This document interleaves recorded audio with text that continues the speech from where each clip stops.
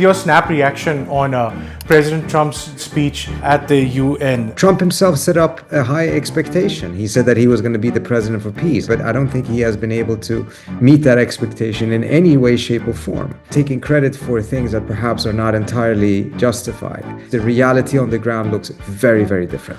You made a radical prediction that a second war between Israel and Iran could erupt by the end of the year. Their objective in the long run is to reduce Iran into another Syria, another Lebanon. If they give Iran too much time, Iran will rebuild its air defense systems, perhaps better ones. Before December, there's a high likelihood that they will strike again. I think the next war, however, will be very different from the first war. When they attacked Qatar, what's the first thing that came to your mind? Either the US had a role in it or the US could not stop it. And if it could not stop it, what is the value of this security umbrella? It may be difficult to fully grasp what it means if the GCC states have now reached the conclusion that their main threat is not Iran, it's Israel.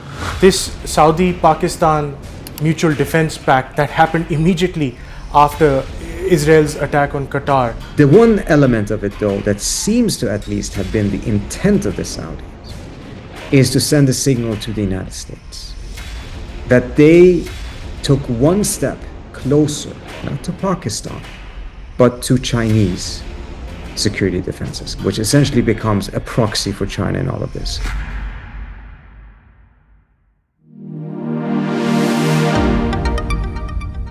Dr. Trita Parsi is the Executive Vice President of the Quincy Institute. He's an expert on US-Iranian relations, Iranian foreign policy, and the geopolitics of the Middle East. He has authored 4 books on US foreign policy in the Middle East with a particular focus on Iran and Israel.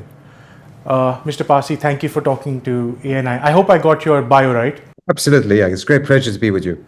Okay, can we begin with your snap reaction on President Trump's just concluded speech at the UN? He talked about settling a lot of conflicts, 7 in total, some of which are obviously contested. India contests his role in settling the conflict. But the fact is that the Russia-Ukraine war still rages on, 3 years on, and Mr. Trump has also failed to get a ceasefire going in Gaza, where Israel continues sort of like a disproportionate war over there, causing a lot of death and destruction. Yeah, your reaction.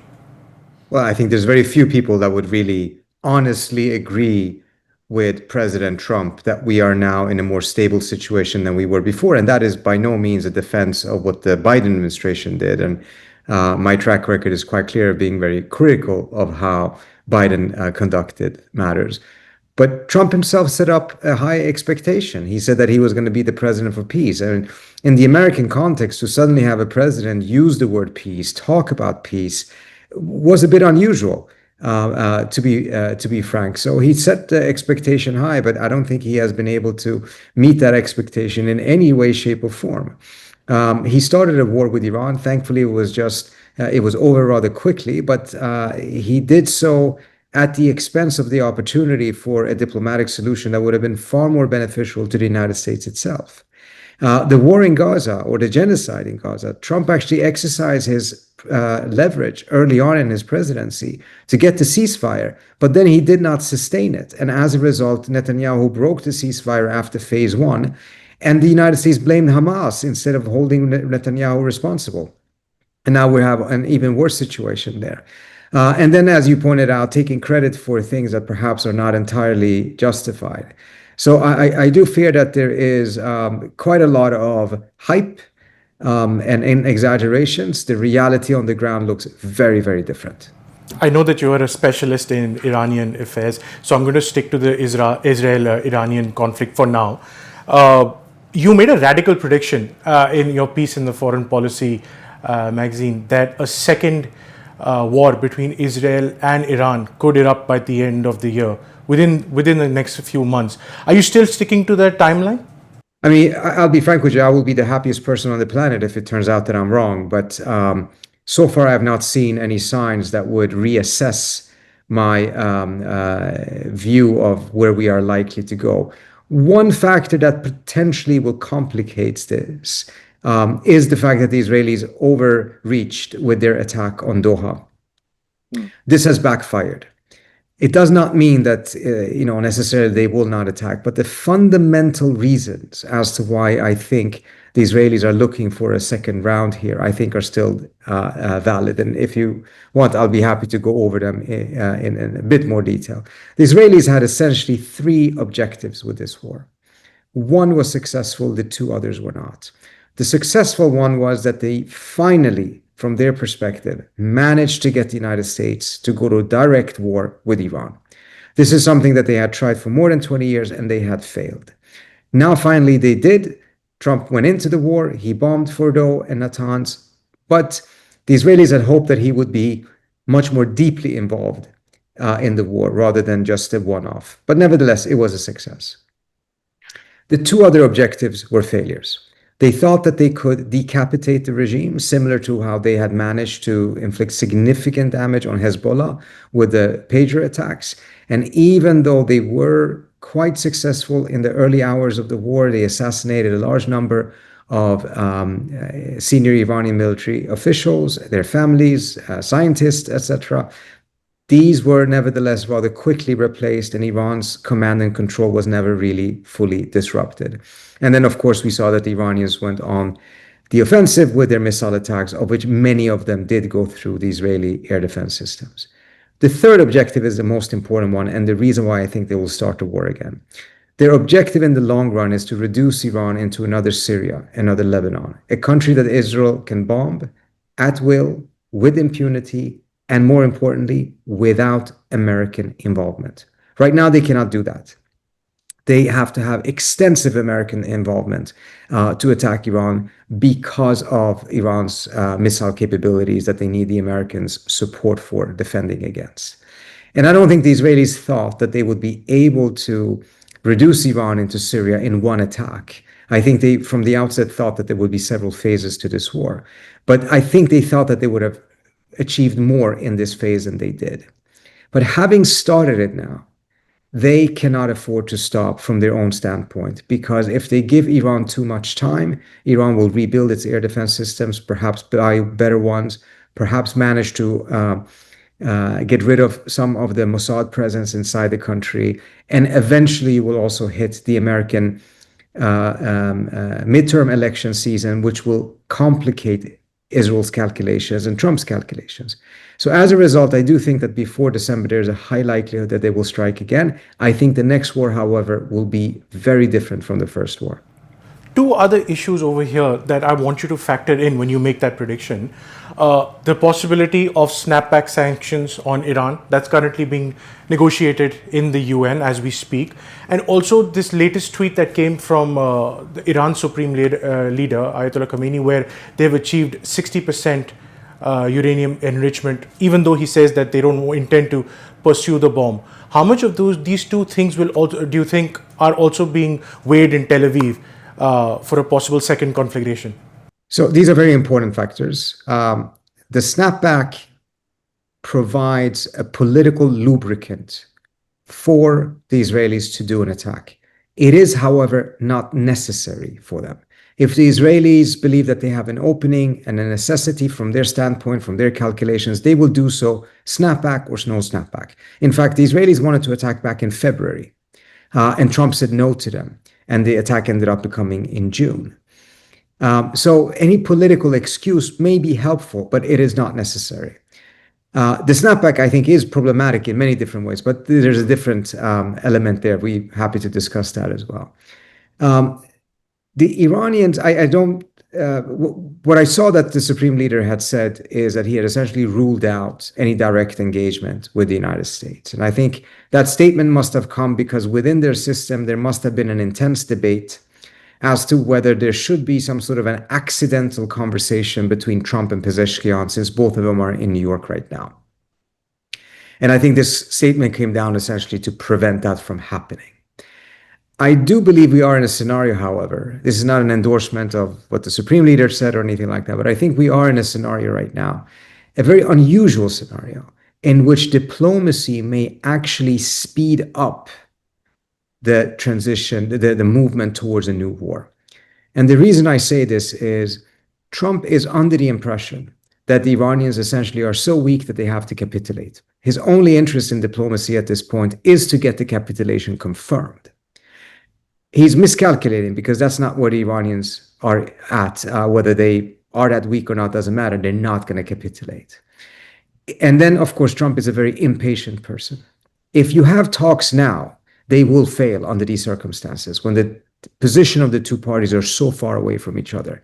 And failed diplomacy at this point will dramatically increase pressure on Trump to take military action. Under normal circumstances, when parties have their positions far away from each other, diplomacy can still be helpful because it could be useful towards bridging the gap between their positions. That is not the case here.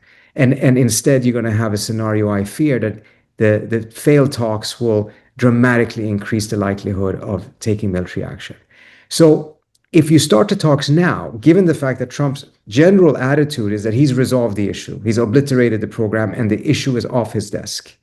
If you have diplomacy started again, it brings the issue back to his desk.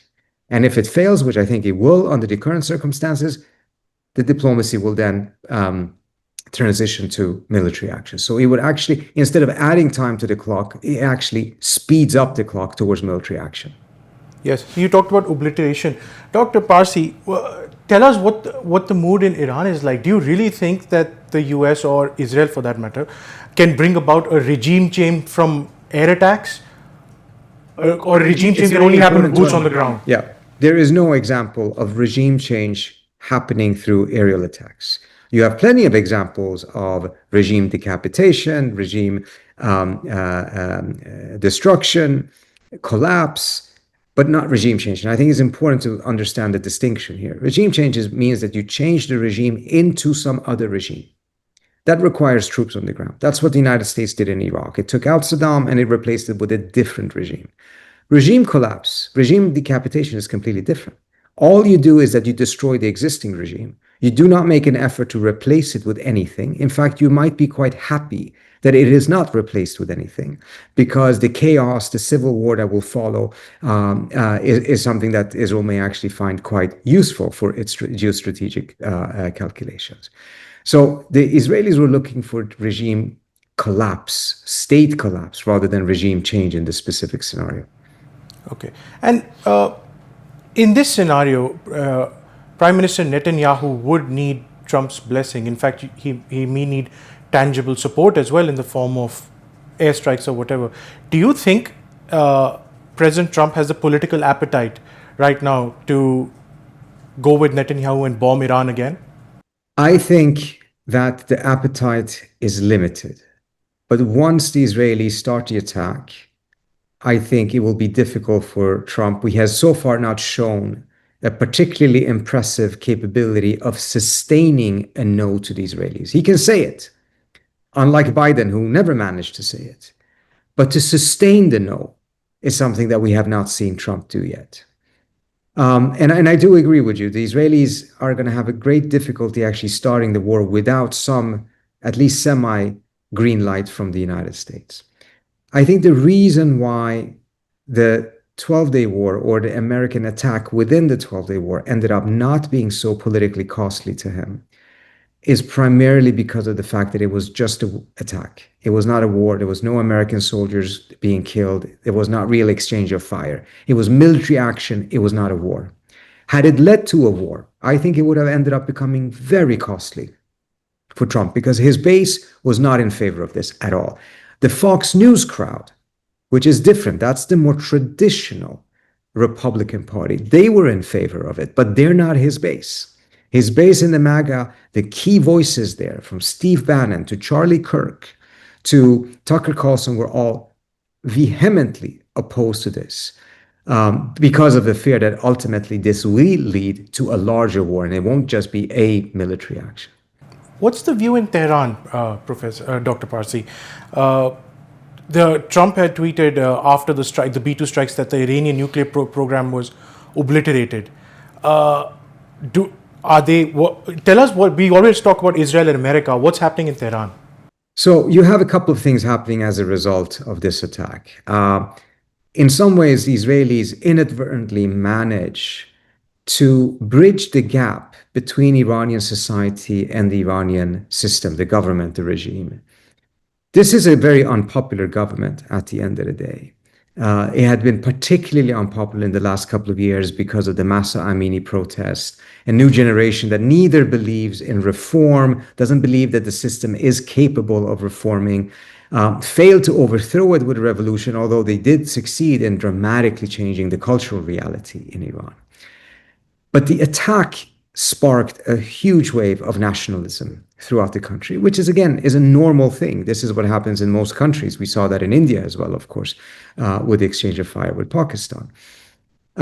What I think, however, was surprising, at least I speak for myself, I was surprised by the extent of the nationalistic wave and the manner in which it did bring society and government not together, but closer together than they were before. This is something that the Iranian government itself has failed to do, but the Israelis managed to ensure that it happened because of the fact that at the end of the day, however much they disliked the government, they were not asking to be bombed. And I think one factor that in particular made it as intense, well, it's the whole manner in which Israel conducted this war, that the war came in the midst of negotiations, 2 days before a new round of talks, when the Iranian government had showed far greater flexibility than they had in previous negotiations, even offering to allow American companies to come back into the Iranian market, something that they never offered in the JCPOA. So at a moment where talks were taking place, at a moment where the Iranians showed more flexibility than ever before, that's the moment the Israelis decided to strike. And they struck indiscriminately. As I mentioned, they were killing entire families belonging to a civilian nuclear scientist. They blew off on one of the days 5 car bombs in Tehran. I mean, if the Iranians had blown off 5 car bombs in Tel Aviv, most of the world would say that this is terrorism. So the manner in which they did this, the timing of how they did it, I think is a key reason as to why there was so much anger in the country. And that anger is still there. And the Iranian government has managed to take advantage of that to bridge the gap a little bit. Whether that is sustainable or not is a different story. But at least in the short term, that is what has happened. And talk to us about Iran's missile preparedness. Do you think that they've been able to replenish their missiles? They have been able to replenish. The question, however, is this. Have they been able to replenish the launchers, which actually is easier than the missiles themselves? As I understand it, the Iranians build missiles faster than the US and Israel combined build missile interceptors. So the Iranians do have an advantage on that. However, their air defense system clearly was not up to par, which means that their only deterrence is their offensive capability. They don't have a defensive capability that serves as a deterrence. It's only the missiles. And as a result, and I hinted at this earlier on, the next war I think is going to be very different from the previous war. In the previous war, the Iranians were hoarding their missiles. They were not shooting all of them at the same time. They were pacing themselves because they thought it was going to be a long war. And they thought that they had to outlast the Israelis. Instead, it ended up being a short war. One factor as to why it ended up being that may have been the effectiveness of the missiles and the fact that the Israelis ran out of Arrow 3 interceptors and several of the other interceptors. In the next war, because the Iranians understand that the Israeli game is to turn them into the next Syria, I suspect that the Iranians will hit very hard, very early, to dispel any notion in Israel that Iran can be turned into another Lebanon or Syria. This then likely means high casualty events, which in turn will dramatically increase the pressure on Trump to enter the war fully rather than just providing defensive support for Israel. And now from the Israeli point of view, so you have the defensive part where you said that the Arrow 3 missiles, they were running out of them. And we saw towards the end of the war, we saw Iranian missiles breach Israeli air defenses as well. Then the political side. At a higher rate than they did earlier on, yes. Correct. And on the political side over there, we recently saw 3 of the 5 eye intelligence groupings, Australia, Canada, and the UK, essentially recognizing Palestinian statehood. So is Israel under siege over there? Do they have the political capital to go ahead and launch a second such war? Well, keep one thing in mind. when they did launch this war, there were no condemnations coming from Western countries. In fact, the German chancellor stated publicly that Israel was doing Europe's dirty work for it, which is, forget about a condemnation of what clearly was a violation of international law. This was an embracement. This was a celebration of what the Israelis did. So it does not seem to me that Israeli action cost the Israelis with the Europeans particularly much. I mean, Europe's perspective and position has changed dramatically since 2002, 2003, when they stepped with an effort to try to prevent war. Now they were essentially accepting and embracing it. So that's very, very different. I think to a certain extent, the move towards recognizing Palestine, which at this point is still just symbolic, but nevertheless, it actually increases the likelihood that they will be more accommodating towards Israel in the next war as a way of balancing their relationship. In fact, there is a suspicion, I don't know if there evidence is there for it, that part of the reason why the Australians accused the Iranians of having been behind a bombing in Australia against a synagogue, with what appears to be very limited evidence, was as a way of balancing the fact that they went ahead and announced recognition of Palestine. So I suspect that the recognition of Palestine, one way of offsetting the tensions that will cause with Israel, is to be more supportive of Israel on the Iran file, despite the fact that the Israelis will be violating international law through launching yet another war. This balancing act that you're talking about, once these countries did announce their support for a Palestinian state, it also received a lot of condemnation from the sort of neocon groupings in America, who basically said that these countries were giving cover fire to Hamas and for the acts of October 7th. So in this balancing, does this also embolden Prime Minister Netanyahu to actually go ahead now with the annexation of the West Bank, as is feared? I think the Israelis are looking and have been de facto annexing the West Bank for quite some time. And the key factors as to whether they move forward or not has more to do with whether they get a green light from Washington rather than with what the Europeans are doing. The Europeans, we have to be honest, their relevance is highly exaggerated at this point. Trump has really made it clear he doesn't listen to the Europeans. He doesn't even desire them to be at the negotiating, for instance, on the Iran file.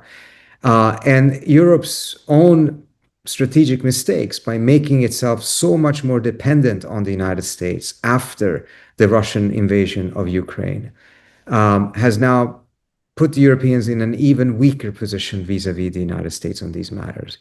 I frankly don't think the Israelis care that much about what Israel does, what Europe does or not. I do think, though, that the Israelis are recognizing that they are becoming very isolated internationally. Politically, this is having a cost.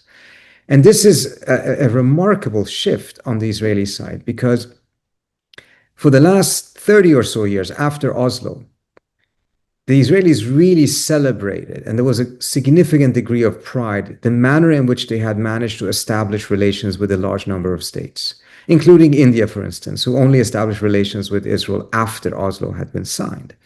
And they measured their success by the fact that they were so integrated with the rest of the world, particularly in Europe and the West. Now, however, they're recognizing that the trajectory they're on is moving them towards permanent pariahhood.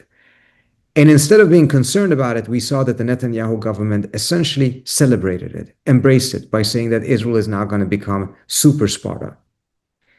This is a shocking shift. A country that saw its success in the manner in which it was able to overcome its isolation to one that is now measuring its success by the degree to which it is isolated. And you talked about the Oslo Accords. Now I want to talk about the Abraham Accords. When they attacked Qatar, what's the first thing that came to your mind? Well, the first thing that came to my mind is that it would be very difficult to conceive that the Israelis could have done this without some degree of collaboration with the US. The US provides the air defense systems and the protection for these states. Already, we've seen that the air defense systems are not sufficient to be able to protect against Iran, which was the main reason for all of these countries investing so much in the American security umbrella.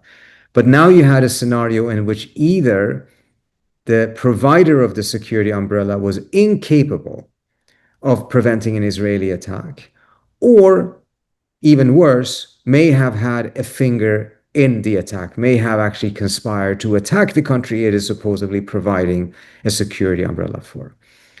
So I think this sends shockwaves through the region. On the surface, you are not seeing the Qataris blame the US. In fact, to a certain degree, they're trying to exonerate the US. I think this is a calculated move because their concern is that part of the objective of the Israelis was to really destroy the Qatari American relationship. And by getting the Qataris to lash out at the US for a potential role, or at a minimum, the remarkable failure to activate the air defense systems, would only play in the hands of the Israelis by making that break more likely. So instead, what I think you're going to see is that on the surface, there's going to be a bit of a pretense that everything is as usual, business as usual. Underneath the surface, you're going to see these countries starting to diversify their security basket, which could potentially include arms purchases from China. Yes. Dr. Parsi, that's it appears to be quite a remarkable loss of face for the Qataris, because this is the second time in a year that their sovereignty has been challenged, right? Towards the dying end of the Israel-Iran war, Iran fired the final sort of salvos over Qatari airspace, and then now Israel has done that. And you're saying that America may have given blessings for both of them.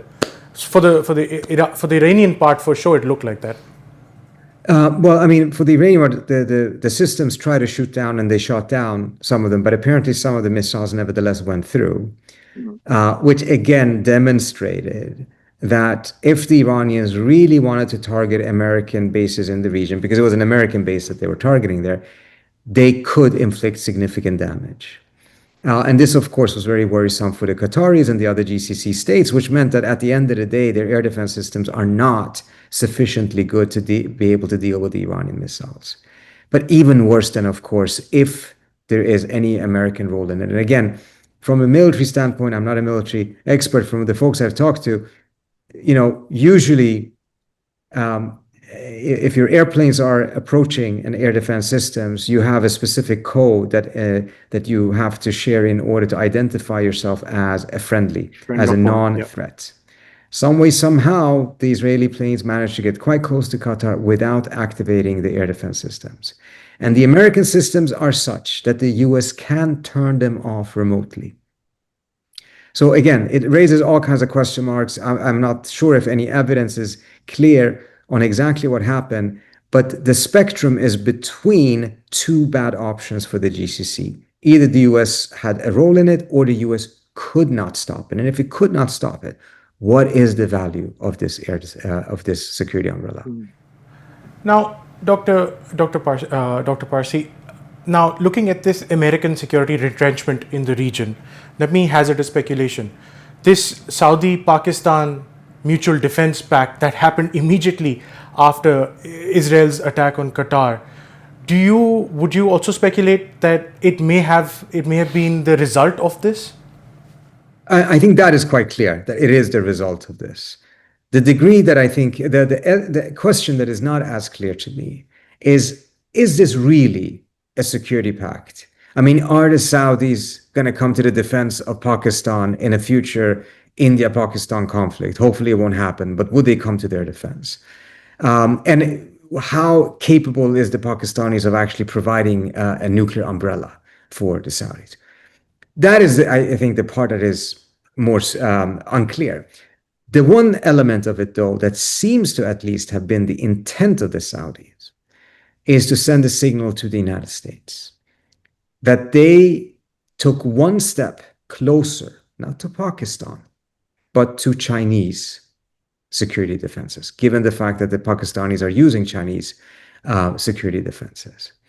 So instead of going the full distance, which obviously would be quite provocative from Washington's perspective, they hinted of their ability or intent or potential intent of going that direction by going to Pakistan, which essentially becomes a proxy for China in all of this.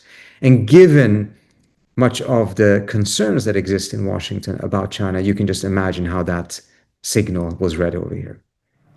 Now, okay, so this defense pact, what you talked about the political messaging towards America. In real terms, though, where is this more targeted towards? Is this targeted towards Houthi aggression, towards Iranian aggression, or towards a possible Israeli aggression? Out of these three, what would you give more weight to?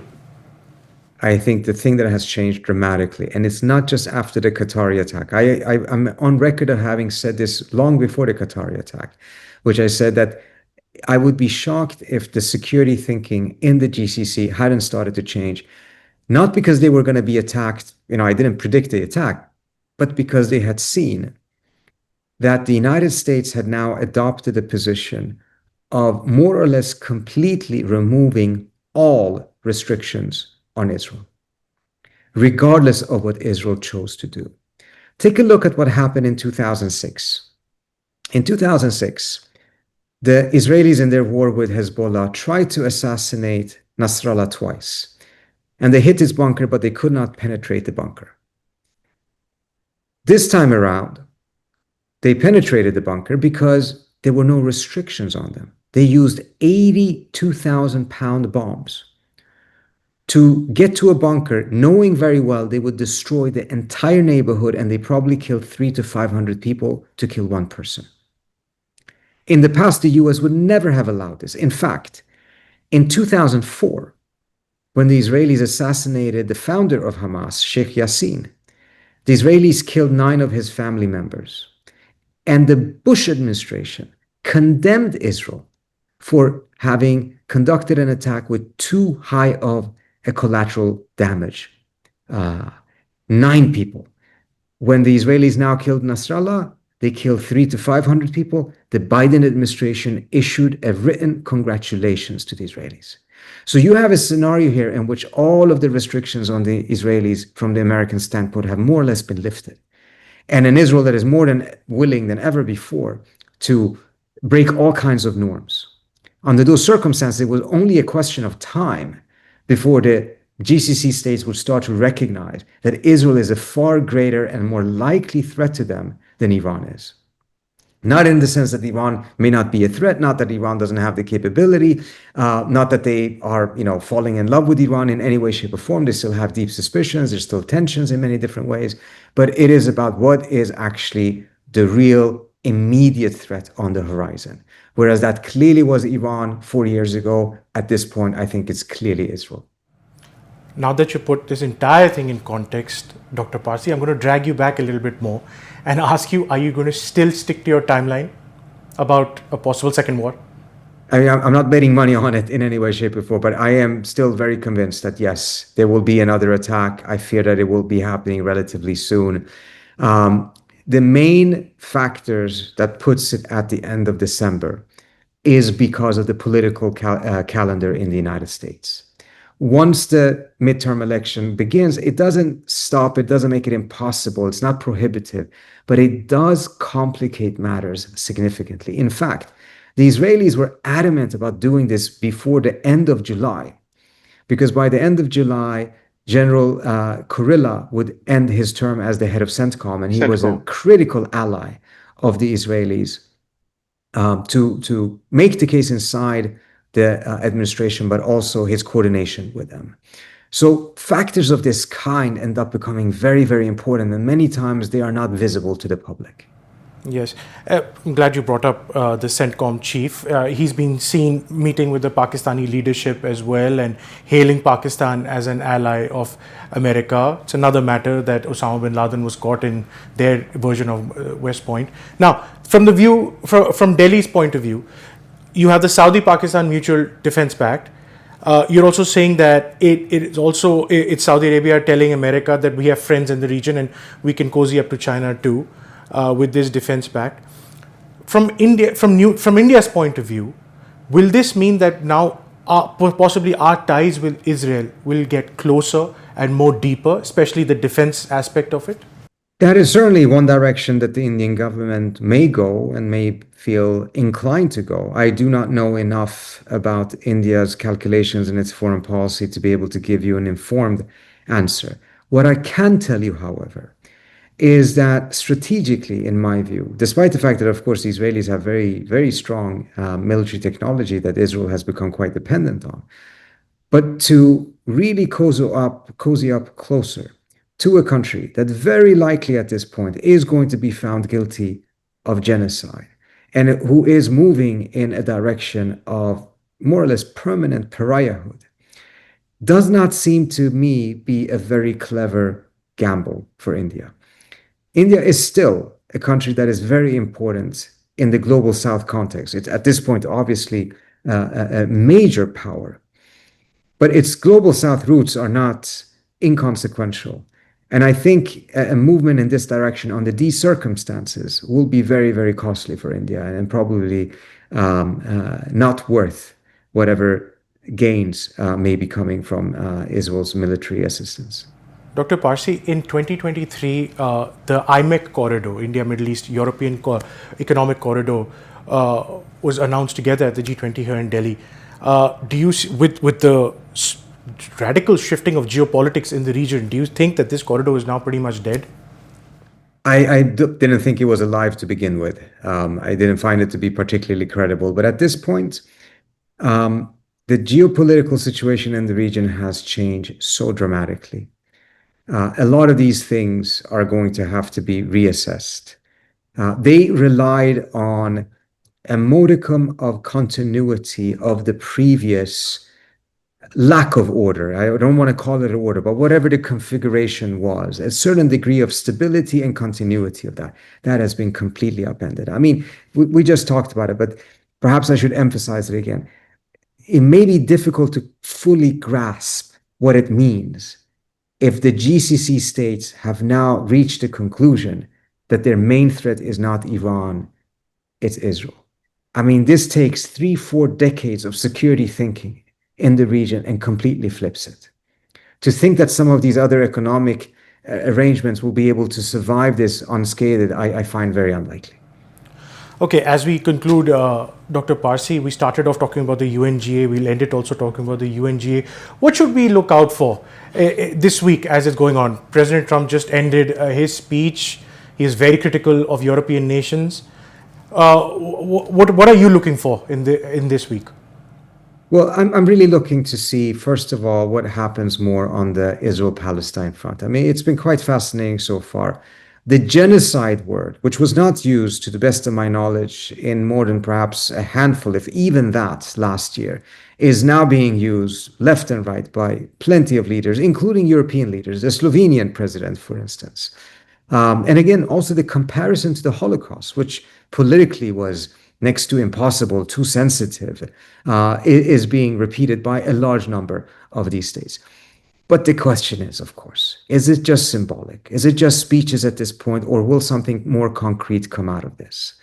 I think the French and the Saudis, or the French in particular, who pushed very much for this recognition, may have managed to get more than what they originally anticipated, which then adds pressure to them that there has to be a follow-up on this that brings about concrete changes so that this whole exercise and all of the political capital that was invested in the recognition does not end up becoming something that is just symbolic at a time when a genocide is happening. Okay. Dr. Parsi, thank you for talking to ANI. Thank you so much for having me. I appreciate it.